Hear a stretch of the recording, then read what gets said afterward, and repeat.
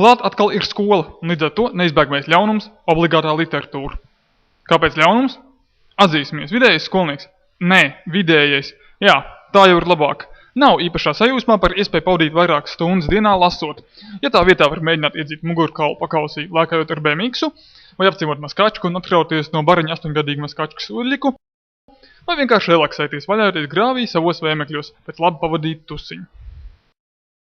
Skolotāji, protams, uzskata savādāk, un ikvienam skolniekam tiek piespiest obligātās literatūras sloks vai veselu lērumu ne īpaši aizgraujošu grāmatu. Taču jums visiem ir ļoti paveicies.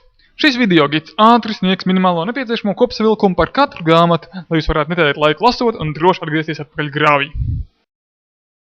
Šoreiz apskatīsim 5. klases mācību materiālu Sudraba Edžus Dullais Dauka.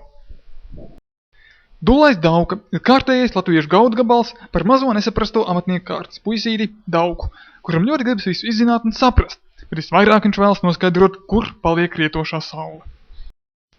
Nelaime gan tāda, ka atšķirībā no citiem cilvēkiem, vidējais latviešu amatnieks mīl stulbumu un tumsonību un nav pārāk pretīmnākošs.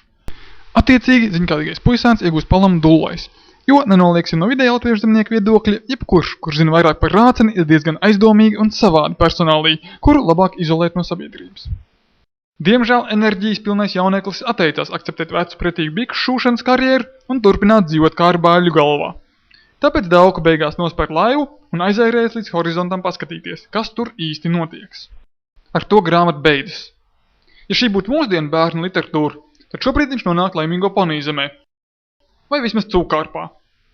Taču tā kā šī ir latviešu literatūra, tad visdrīzākais viņš nomirst. Ilgi un mokoši.